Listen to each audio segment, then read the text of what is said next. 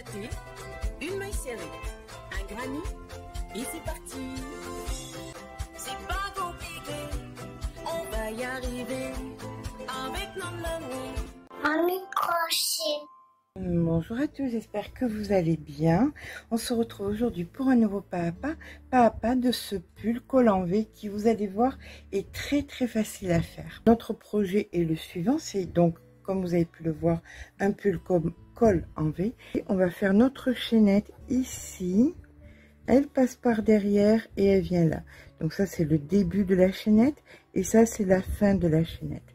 Nous allons donc travailler dans ce sens.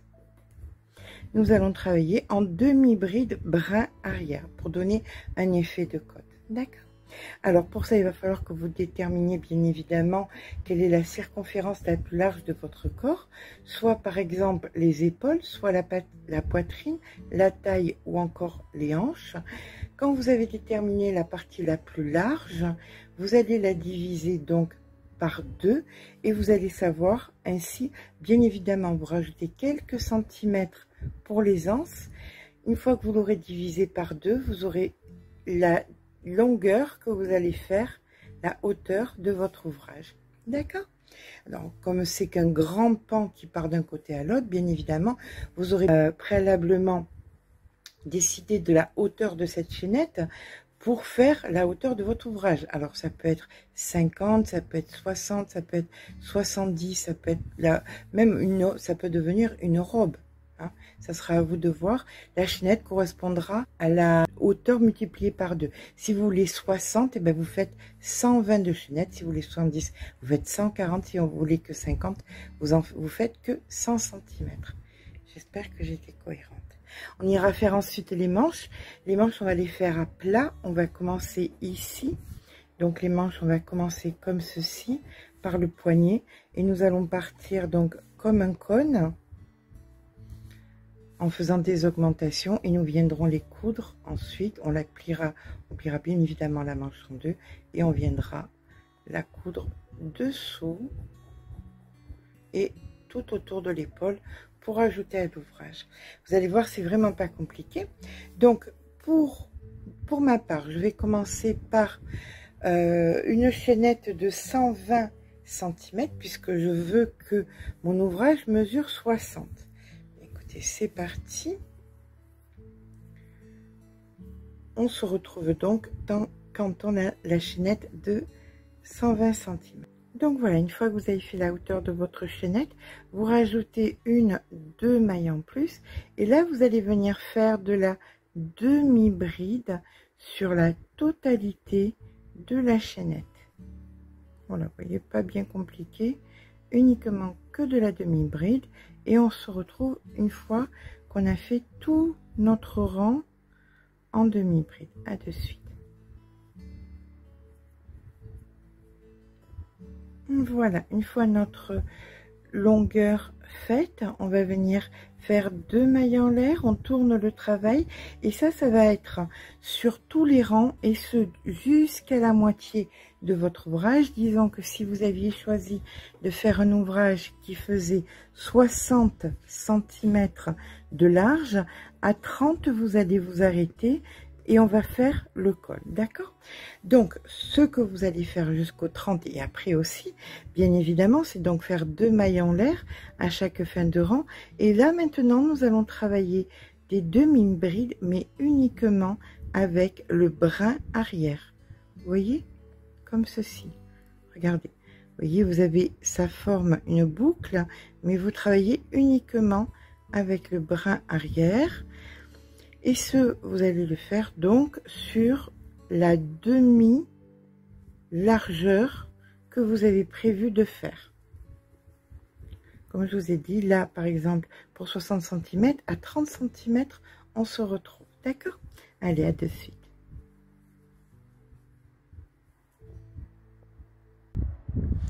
Et bien voilà, une fois que j'ai fait mes 30 cm, qui était donc la dimension que j'avais besoin, je tire ma maille, je plie mon ouvrage en deux, comme ceci, hop, et je viens bien mettre la moitié. Alors, cette moitié correspond à quoi? Alors là, nous venons de faire la première partie, comme ceci, donc de notre ouvrage. Ici, nous avons donc le bras, d'accord? Donc là, il y a là, on est parti d'ici, grossièrement, hop, hop, hop, la chaînette, on est monté, et là, nous sommes approximativement ici. Là, maintenant, eh bien, il va falloir faire le col devant et derrière. Pour ça, ça ne va pas être compliqué. Vous pliez votre ouvrage en deux. Vous prenez votre mètre, ou alors au nez, hein, ça peut être au pif aussi, hein, c'est à vous de voir. Et grossièrement, on va mettre... Alors, il faut être consciente que ça dépend aussi de votre taille. Hein, une dame un petit peu plus petite ou avec une forte poitrine, il voudra peut-être un décolleté différent. Donc, c'est à vous de voir grossièrement. Moi, je vais partir sur à peu près, voilà, 25 cm. Donc ici, je marque. Je plie bien, je fais bien attention, hop, de l'autre côté, hop, hop, hop, on remonte, comme ceci, et je fais pareil de l'autre côté. Toujours pareil, si vous voulez pas que ce soit vraiment en V, vous pouvez faire un petit peu moins en V derrière. Hein, c'est à vous de voir ce que vous voulez faire. Moi, ça ne me gêne pas que ce soit en V devant et derrière, donc je mets mon marqueur de l'autre côté. Donc là, je me trouve ici. Et je recommence donc, comme précédemment, une, deux mailles en l'air. Jusqu'au marqueur, je vais venir travailler exactement pareil, une demi-bride dans chaque brin arrière que je rencontre. Allez, on se retrouve au moment où je suis au marqueur.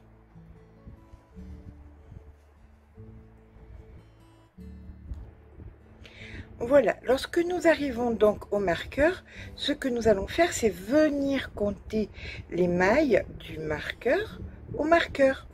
D'accord? Donc 1, 2, 3, 4, 5. Et bien voilà, pour ma part, j'ai 59 mailles. Ici, c'est la 60e. J'aurais voulu le faire exprès que je n'aurais pas pu. Donc, je vais venir faire 59 mailles en l'air. 1, 2, 3, 4, 5. Alors, bien évidemment, ces mailles-là, vous allez les faire hyper lâches. D'accord? Pas serrées, parce qu'autrement, ça ne va pas le faire. Donc, moi, je suis à 57, 58 et 59. Vous voyez, très lâche. Hein? Une fois qu'on a le nombre de mailles, donc on vient travailler notre maille exactement pareil, ici, dans le brin arrière, comme précédemment. Et on fait ça, donc, jusqu'en bas. Et on remonte, on revient hein, sur notre rang, tac, tac, tac, on fait jusqu'en bas, tac, tac, tac, on remonte jusqu'à ce qu'on se retrouve ici. On sera dans l'autre sens, donc comme ça, ici, à de suite. Donc voilà, maintenant que nous sommes sur la chaînette, eh bien écoutez, on va faire tout simplement nos demi-brides jusqu'au bout de la chaînette. Une fois que nos demi-brides vont être récupérées, arriver en bas, tac tac, on fait toute la demi-bride, on fait des demi-brides jusqu'au bout de la chaînette. On continue en bas et après on revient exactement sur le même principe qu'on a fait jusqu'à maintenant. Et ce, jusqu'à ce que de là à votre ouvrage que vous aurez fait, vous avez encore une fois 30 cm. Comme ça, on aura deux fois 30 cm séparés par notre col. D'accord? C'est pas plus compliqué que ça. Là, on fait les demi-brides et on refait de rang en rang des demi-brides prises par le brin arrière. Voilà. Mais écoutez, je vous retrouve une fois que on a fait nos 60 cm, tout simplement. À de suite. Et bien voilà, une fois que les 60 cm sont faits, alors là, si vous considérez que vous n'appréciez pas le fait que ce soit en V aussi derrière, vous pouvez soit faire un point, hein, soit faire moins, hein, c'est à vous que l'ouverture soit moins grande. Ça, c'est entièrement à vous de voir. Moi, j'aime bien. Ou alors mettre, vous faites une petite chaînette avec un retour et vous faites, comment dire, que ça aille d'un côté à l'autre, vous voyez, que ça donne un petit style derrière, par exemple. Voilà, à vous de voir. Bon, alors, maintenant, eh bien, écoutez, on va venir faire les manches. Eh bien, c'est parti. Alors, pour faire la manche, on va venir mesurer le poignet. Généralement, entre 19 et 21 cm correspondent bien. Il y aura pas l'avantage là, c'est qu'il n'y a pas réellement de taille. Donc, c'est à vous de voir qu'est-ce qui vous correspond le mieux. Vu que cet ouvrage, vous pouvez le faire aussi pour une taille enfant, ça sera à vous de déterminer. Moi, je vais partir sur 20 cm, donc je vais faire simplement une chaînette de 20 cm. Allez, je vous retrouve quand c'est fait.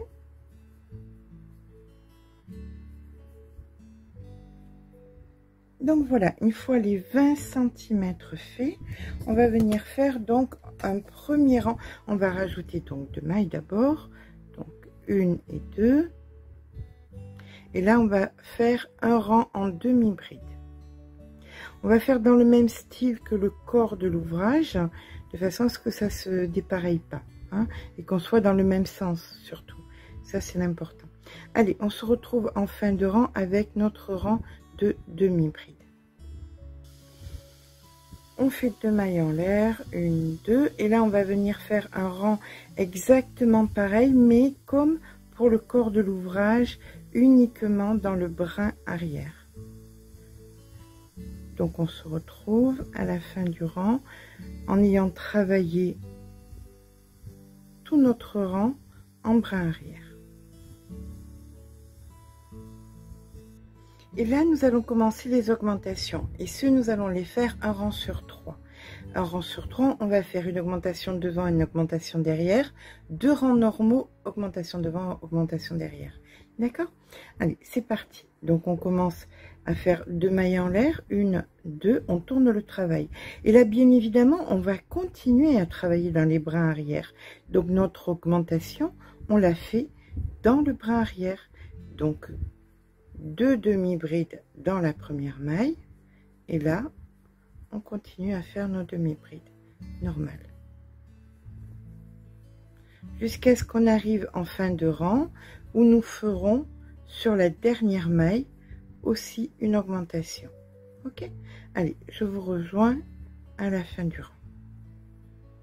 Nous voici donc en fin de rang, et là nous allons donc faire dans la dernière une augmentation, c'est-à-dire 2 demi-brides, 2 mailles en l'air, on tourne le travail, et là on repart à faire 2 rangs sans augmentation. Voilà, de la demi-bride dans de la demi-bride, tout simplement. Alors ça c'est le premier, je vous rejoins à la fin du deuxième, de suite. Voilà où nous en sommes. Donc les 2 premiers normaux, le troisième augmentation, les 2 seconds normaux, là nous allons faire l'augmentation. Donc 2 mailles en l'air, et comme précédemment, dans la première maille, dans le brin arrière, nous faisons une augmentation. Sur tout le rang, on fait de la demi-bride normale. Et donc dans la dernière maille, nous allons faire une augmentation en demi-bride, et on repart avec 2 mailles en l'air et 2 rangs normaux sans augmentation. Alors je vous explique comment ça va se passer pour faire cette manche. Voilà ce que ça donne avec les côtes. Alors, ce que vous allez faire, c'est que vous allez prendre le vêtement qui vous va le mieux, le pull qui vous va le mieux. Donc vous le posez à plat comme ceci, hein, donc il est posé, et il y a la manche, et là vous allez venir mesurer quelle est la hauteur qui est de dessous votre bras à dessus votre épaule, tout simplement. Donc c'est la hauteur que vous allez recréer là.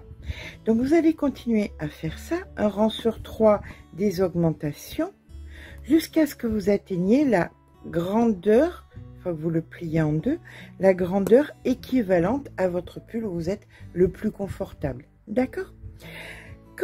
Alors, par exemple, il est possible que vous atteigniez cette hauteur quand vous serez ici. Eh bien, vous ne faites plus d'augmentation, vous allez continuer tout droit, de façon à avoir une manche qui soit équivalente à un pull dans lequel vous êtes à l'aise. D'accord? Voilà. Mais écoutez, je pense que c'est pas compliqué. Là, normalement, la grandeur de la manche doit être approximativement de 45 cm. Toujours pareil, si vous êtes un petit gabarit, si vous êtes une grande athlète de 1,90 m, prenez votre vêtement où vous êtes le plus à l'aise et prenez de dessous le bras au poignet, vous faites la longueur comme ça, et prenez de l'épaule, la hauteur de l'épaule, pour que vous soyez vraiment à l'aise dans votre vêtement.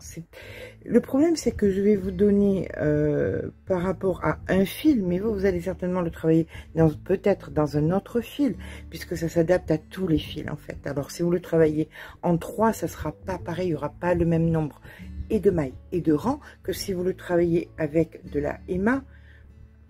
Le fait est là, d'accord? Donc je vous laisse adapter. C'est quelque chose qui est très facile, donc je vous laisse adapter par vous-même ce genre de petits détails techniques assez faciles à résoudre en fait. Ça marche aussi pour un enfant, le fait est là. Si vous allez faire un pull pour un enfant d'1 an, il vous suffira simplement de prendre de l'épaule à dessous de bras et la longueur du bras et vous faites exactement la même technique. Un rang oui, 2 rangs non. Et vous faites les augmentations comme ça. Vous voyez, c'est pas bien difficile. Allez, on se retrouve donc une fois que nos 2 manches sont faites. À de suite. Alors, pour la manche, tout à l'heure, j'ai oublié de vous donner une toute petite précision. C'est la suivante. Si vous faites une petite taille, si vous faites, disons, quoique tout est aléatoire, vous pouvez faire une petite taille et avoir un gros poignet.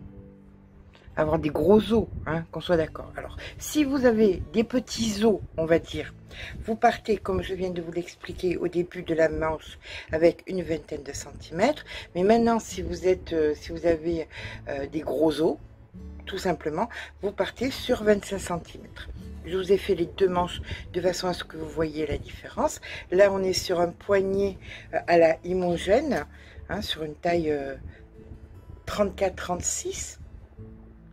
Ou un petit poignet aussi, hein, vous pouvez faire 1,90 m et être toute fine, donc c'est le genre de manche qui vous convient avec un départ en une vingtaine de centimètres, et vous pouvez avoir un poignet un petit peu plus costaud parce que vous avez des bons os, et bien vous faites un départ sur 25 cm avec le même rythme que je vous ai donné tout à l'heure. Ok, allez, nous c'est parti, on va venir finaliser notre manche.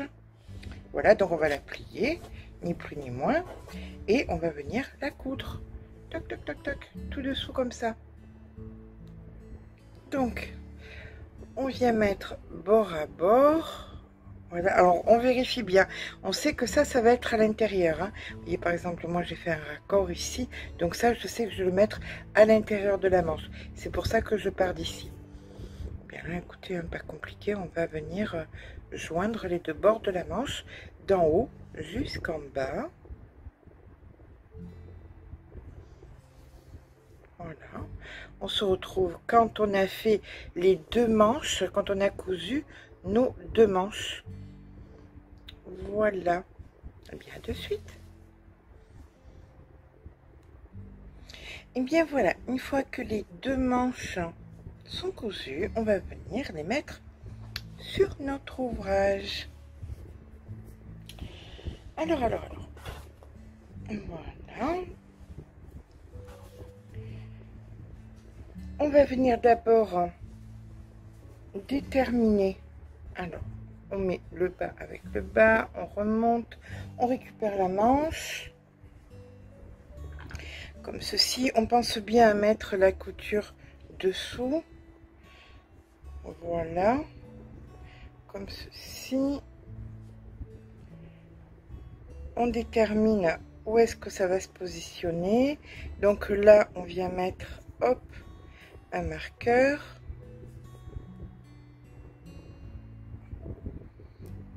On vérifie bien évidemment que ce soit de la même hauteur. Une fois que c'est bon, on va venir positionner comme ceci. Voilà. Et on va commencer par en haut. Voilà. On pose là le haut de la manche, le haut de la manche avec le haut de l'épaule. Donc on regarde où nous en sommes au niveau des motifs. Voilà. Et là on va venir prendre notre aiguille à laine. Et nous allons coudre. Toc, toc, toc. Donc on prend ici et on prend là, d'accord, le brin qui est vers le centre. Voilà, là on va venir faire un nœud pour être tranquille, un bon nœud, hop et hop. Maintenant on tient le fil pour l'envelopper en même temps, et là ben, écoutez, on va coudre hein, tout simplement. On va coudre non pas en rond, on va pas coudre la manche entière. Ce qu'on va faire, c'est qu'on va venir coudre la demi-manche. Regardez, vous voyez, on va venir coudre la demi-manche, et une fois qu'on arrive au marqueur, ce qu'on fait, c'est qu'on vient coudre le bas. Et après, il ne nous reste plus qu'à coudre l'autre côté de la manche. Là, pour l'instant, on coud donc la demi-manche et le bas. Donc, on poursuit, hein, toc, toc, toc, toc, toc, et on part en bas, tac, tac, tac, tac, comme ça, jusqu'en bas. Et après, on se retrouve. Voilà, donc, vous voyez, quand vous arrivez là, sous le bras, vous avez cousu la première partie du haut de l'épaule à sous le bras. Là, vous partez directement, hop, on va enlever le marqueur.